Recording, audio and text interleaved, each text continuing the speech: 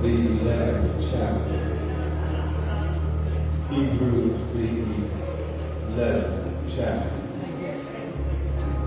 In that 11th chapter, you know, Hebrews is called the faith book in the Bible. Now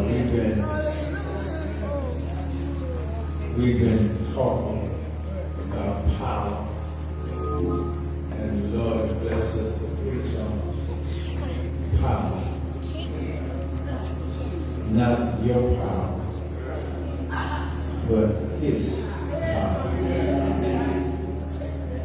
In Hebrews, the 11th chapter, I want to call your attention beginning at verse number 8, where it says, by faith Abraham, when he was called to go out into a place where he should, after receive for an inheritance, obeyed, and he went out not knowing whither he went, and by faith he sojourned in the land of promise, as in a strange country, dwelling in tabernacles with Isaac and Jacob, the heirs with him of the same promise. He looked for a city which hath foundation, whose builder and maker is God. Oh Lord. Then verse number 11 says, through faith also Sarah herself received strength to conceive seed, and was delivered of a child when she was past age, because she judged him faithful who had promised. Using these verses for a subject on today, be so kind as to repeat after me. Say, neighbor. Neighbor. Oh, neighbor. Oh, neighbor. There's power. There's power. When you operate. When you operate. By faith. By faith. To agree. I know you see that. Let's do that again. Say, neighbor. Neighbor. Oh, neighbor. There's power. To operate. By faith. To agree. Oh, God bless His name. Bless His holy and righteous name. You have to agree.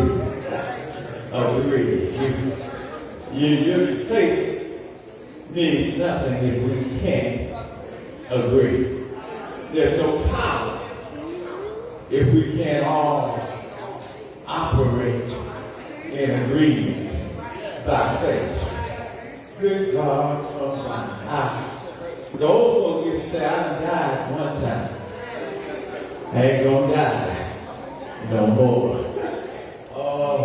Where you know where your help comes from. Where you know who's the author and finisher of your faith. Who started it and who's going to finish it becomes important with God. You got to understand that your power is to operate under the auspices of God. Let's go to work. There's much to work on here on today. But understand, as we start, ain't nobody gonna come out of this clean.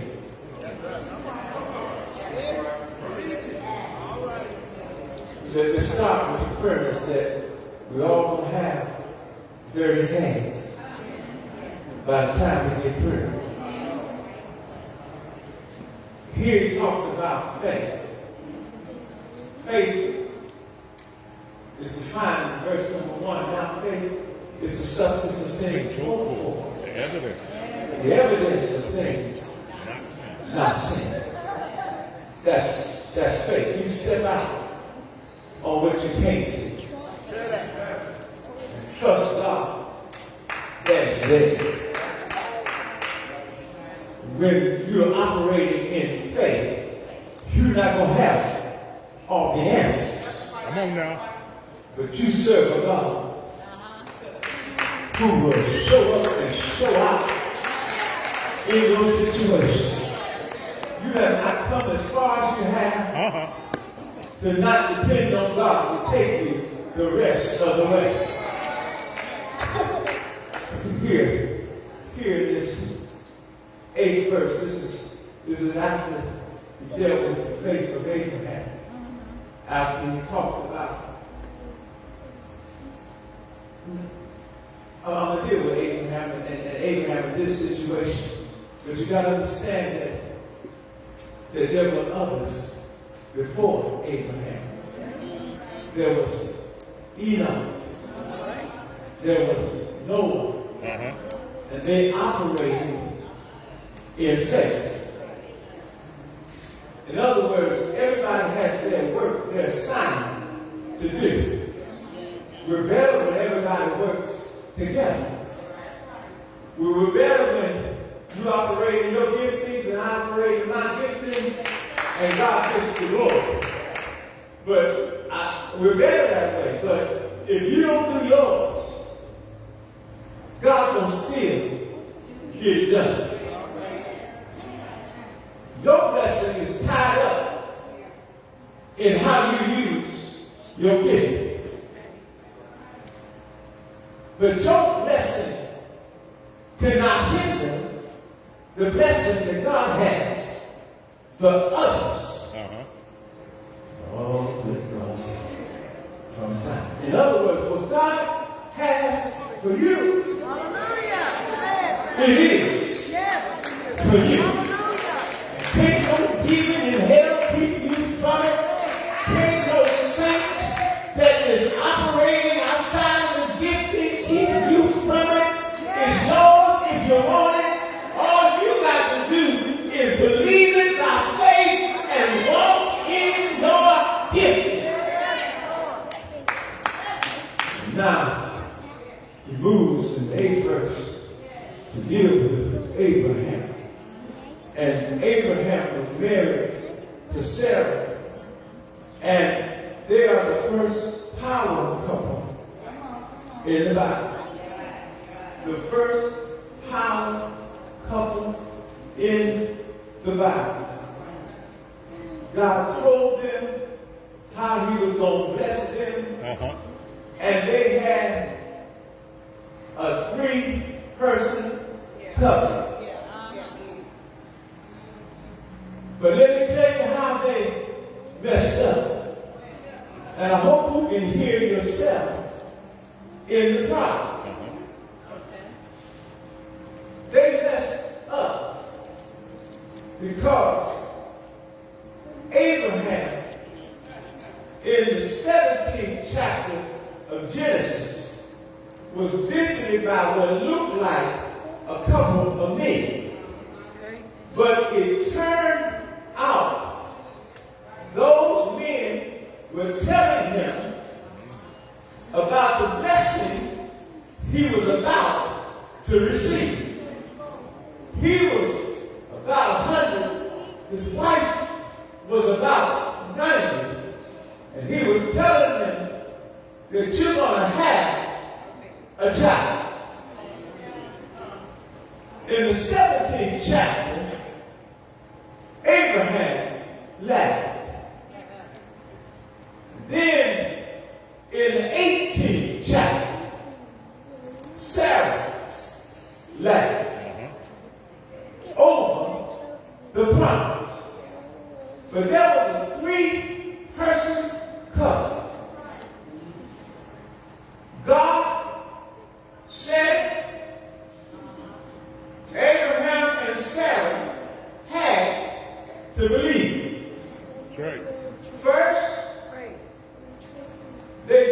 started laughing. They didn't laugh at the same time. Isn't that something? Let me help you. Some of us in here today are generations apart. And one generation likes to be critical of another generation. Yes, Lord. Because we don't do what they do anymore. It's not that we never did it.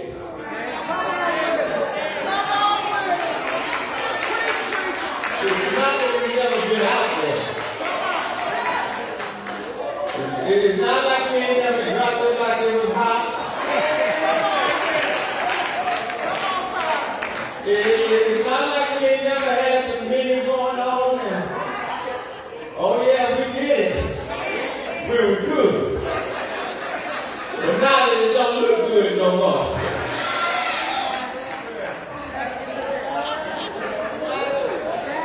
Now all of a sudden, we want to be hypocritical of the next generation.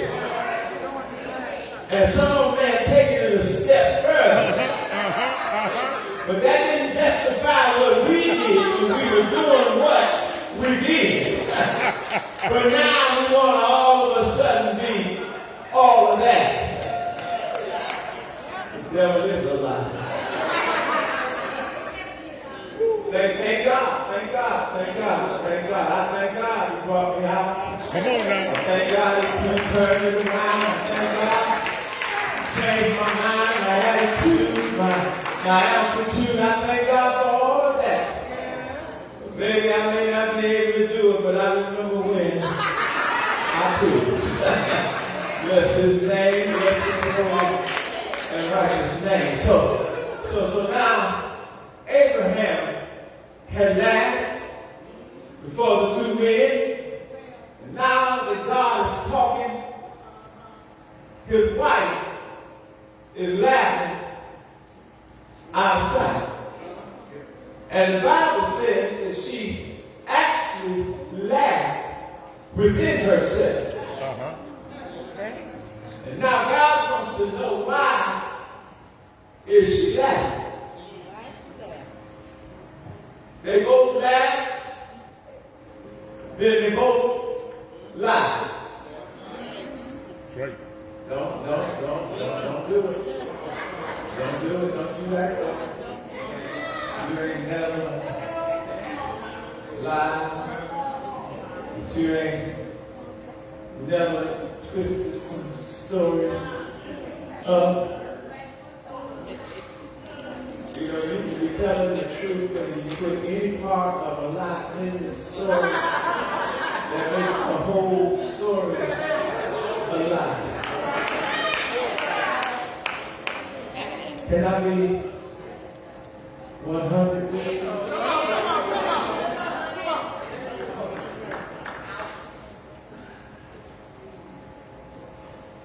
I want you to also hear this. I don't care how many generations of whiteness you have in you. You get one black seed in you. I don't care how you look. They label you. Come on. That's right. That's right. Oh yeah, I ain't serious, man. Don't worry about this shit.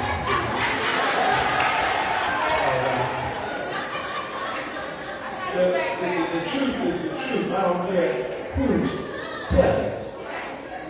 Now, if you can't tell the truth on yourself, shame on you. Because all of us have come from somewhere. And I've learned to be glad whatever you want to call me. Because the Lord has brought me out. And it don't matter what you call me. It matters what he calls me. I've learned what my name is. Now that I know what my name is, You can't make me think that I'm any less than what God said I am. So stop trying to be what other folk are trying to make you, and start being who you are in the Lord. In this 11th chapter, he says that Abram was willing to sojourn in a strange land. He left his father's house to go out and be who God was calling his life to be. You got to be willing to step out of yourself. There are a lot of reasons. There are a lot of people in here who are meant to have businesses, who are meant to overcome challenges, but you were so busy being stuck with things and people who couldn't take you nowhere that now you feel you can't move forward. The devil is a lie. Here, Abraham and his wife at an old age are being told what God would do for them. God says, will you believe it? Will you trust me? Will you turn it over to me? God said, will you stop trying to figure it out and let me work it out for you? Start laughing and start lying. Then they start to see themselves. She told him to go get with one of the handmaids. And he's so dumb, he did what she told him.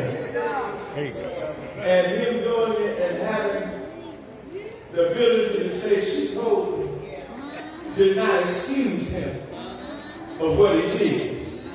And you have to understand that God does not excuse you just because everybody else was doing it. God does not excuse you just because somebody else told you to do it. God does not excuse you just because you were with the crowd and you were in the number, or they were your friends. What else were you supposed to do? God says make a stand. God says bust the move if you have to get away from them. But God says I'm calling you to holiness. I'm calling you to righteousness. I'm calling you to be completely sold out to me. And if you ever make up your mind that you're going to stop deceiving yourself and you're going to turn right and go straight, watch God add blessings on top of blessings to your life.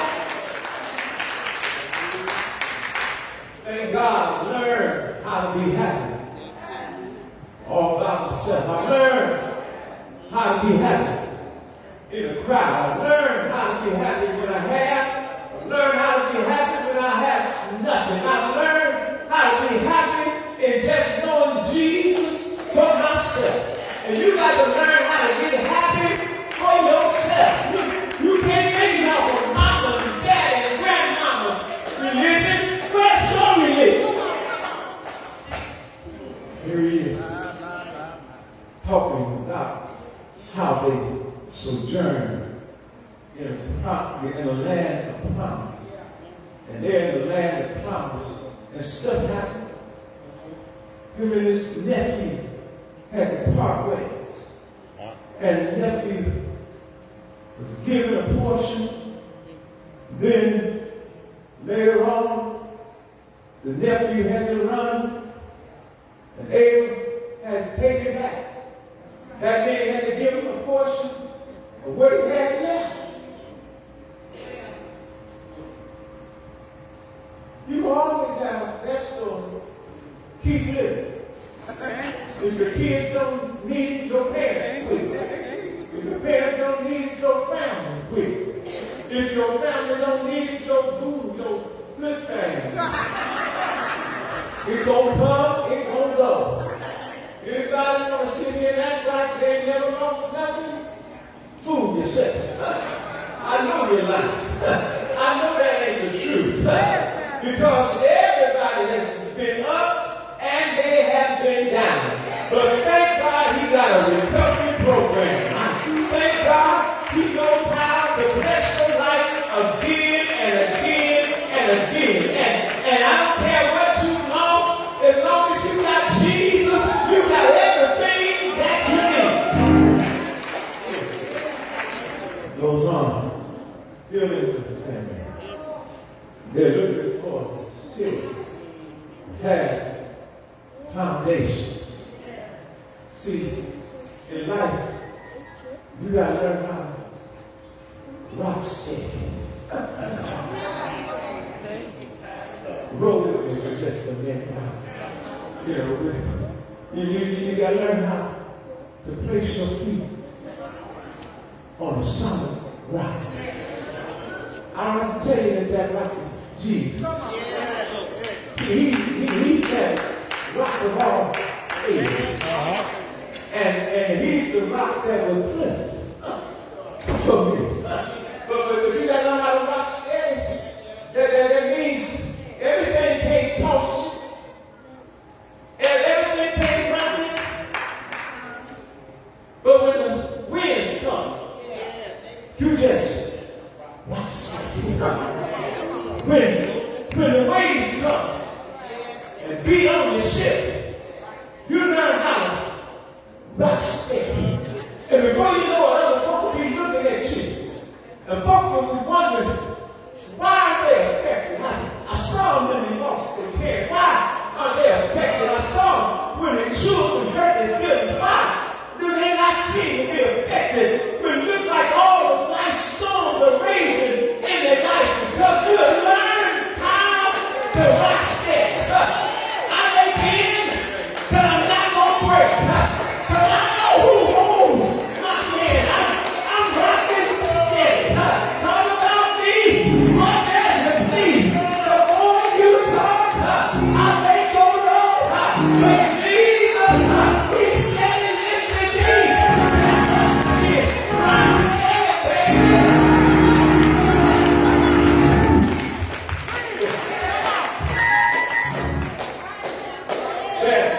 There will be midnights in your life. But oh, how even at a midnight hour. And I'm glad midnights come because midnights teach you not to do it because friends are watching you. Midnights teach you how to do it for yourself. Because ain't nobody but you and Jesus gonna pull you through. Your children are crazy. If you don't know which way to turn, just make up your mind. God, you brought me every step of the way. You've been my doctor. You've been my lawyer. You've been my keeper. I need you when the storms are raging in my life. I need it. The Lord is on my side. You are everything I need. You are everything I want. Because of you, I can make it. I can take it. I can well. I can stronger. I can wiser. Hallelujah.